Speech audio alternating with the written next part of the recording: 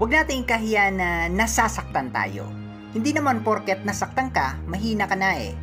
Yung pagsuko, yun ang kahinaan. Para magtagumpay ka raw sa buhay, dapat huwag kang susuko. Dapat subukan mo ng subukan. Yung tunay na lakas mo, hindi mo malalaman kung hindi mo haharapin yung sarili mong kahinaan. Kaya pag may dumarating na pagsubok, laban lang. Dahil ang lumalaban, lumalakas. At pag lumalakas, lalong lumalaban. Ang buhay punong-puno ng sorpresa. Hindi mo alam kung ano ang makuha mo. Merong maganda, meron ding hindi masyado. Pero kahit na ano pa ang makuha mo, dapat pareho mong tanggapin. Kung hindi masyadong maganda yung sorpresang dumating sa'yo, ituring mong leksyon o aral. At kung maganda naman, ituring mong biyaya. Biyaya na dapat ipagpasalamat. At kung pwede, o kung kaya, i-share din natin sa iba. May kasabihan na honesty is the best policy. Daling sabihin pero hirap gawin, lalo na kung yung kailangan mong ipagtapat kasalanan mo. Syempre sino ba naman ang gustong maging dahilan ng problema? Pero pag tagal-tagal, lalabas at lalabas din naman yang totoo Kaya mabuti pa, pag may nagawa kang hindi tama, maging totoo ka muna sa sarili mo. Ang taong marunong umamin ng kasalanan, mas madaling mapagkatiwalaan. Dumadating sa lahat yung panahon na tinatawag nating toxic. Yung tipong ang daming problema, ang dami mong kailangang gawin, ang dami mong kailangang ayusin. Pag nangyayari yon, wag sana nating kalimutan na pwede namang magpahinga. Hindi lahat ng nasira ikaw dapat ang umayos. Hindi lahat ng kakilala mong nalulungkot ikaw dapat ang magpasaya. May kanya-kanya tayong responsibilidad. At kasama dyan, yung pag-aalaga natin sa sarili. Mga cellphone nga kailangan mag-charge, di ba? Tayo pa kaya? Kung masyadong toxic ang buhay, time out. Pag nakabelo ka na, maayos mo rin yan. Huwag basta maniniwala sa mga sabi-sabi. Pag may nagsabing may isang bagay na maganda o may isang bagay na masama, tanggapin mo lang kung ikaw mismo ang nakakita. At kapag napatunayan mo na. At huwag ka rin panghihinaan ng loob kung may mangmaliit sa kakayahan mo. At sabihin sa iyong hindi mo kaya. Dahil mas kilala mo ang sarili mo at kaya mong ipakita na mali ang sabi-sabi nila. Lagi tayong excited sa mga regalong natatanggap natin. Kaya lang, ang nangyayari, dun tayo nakafocus. Di na natin napapansin na may mga nakukuha na pala tayong regalo na mas mahalaga pa sa mga damit, sapatos, gadgets o sa pera. Yung oras na binibigay ng mga kakilala natin o kaya yung pagdamay at malasakit ng ibang tao tuwing may problema tayo, yun ang napakagandang regalo. Yun ang mga regalong hindi mabibili, hindi nahihingi, at hindi kailangan mag-download ng app o ng QR code para makuha. Kaya sana tuwing may nagbibigay sa atin ng ganung klaseng mga regalo, magpasalamat tayo. May mga bagay na kahit hindi mo sabihin, pwede pa ring maintindihan.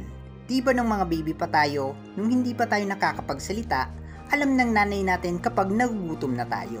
Ganun pa rin naman hanggang ngayon Action speaks louder than words. Kaya wag na kayong magtampo sa magulang nyo, kapatid nyo, o mga kaibigan nyo kapag may nasasabi silang hindi maganda.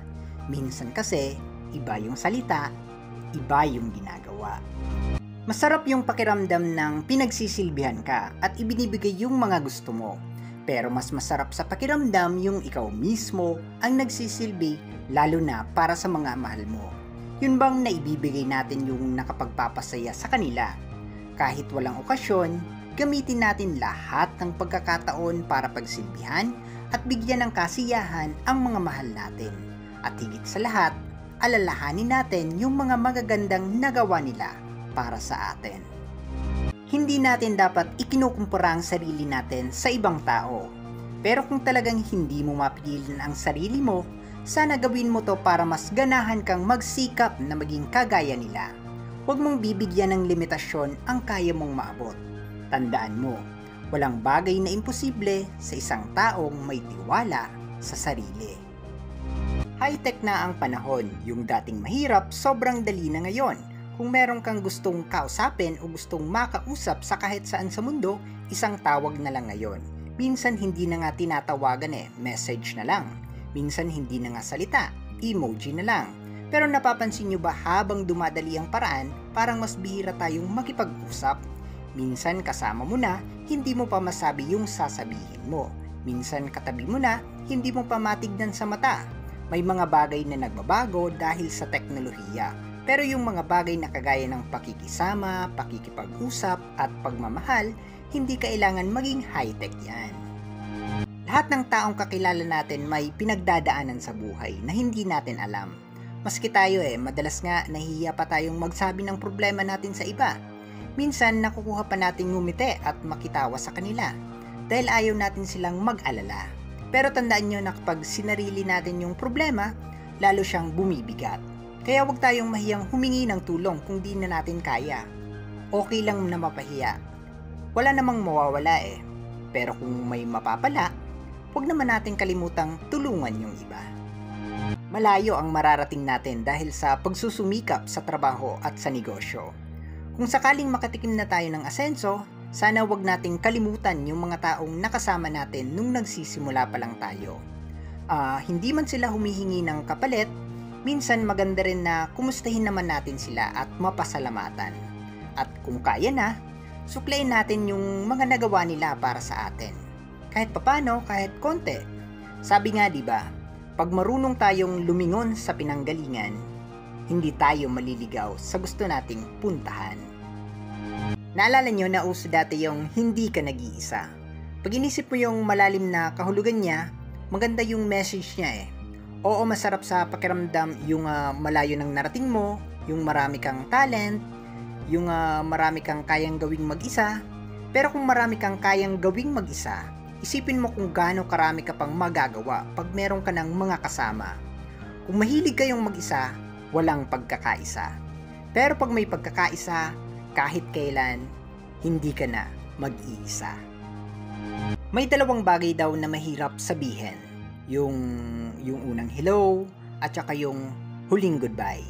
Para sa marami, yung goodbye malungkot, nakakaiyak, pero para sa iba yung goodbye hindi naman katapusan kundi mamimiss kita at saka kita tayo ulit. Tuwing may magpapaalam, sana wag tayong malungkot dahil tapos na. Dapat matuwa tayo dahil kahit papano nagkaroon tayo ng chance na magkakilala tsaka magkasama. May mga araw na meron tayong gustong gawin pero parang may mali pag tinuloy mo yung gusto mo. Kasi alam mong may malulungkot o baka may malalamangan. Ang hirap ng ganong sitwasyon, di ba? Di mo alam kung saan ka pupunta. Pag nangyari yung ganon, isa lang ang dapat pakinggan mo. Pakinggan mo yung konsensya mo. Kasi pag konsensya ang pinakinggan mo, mas siguradong tama yung daan na pupuntahan mo.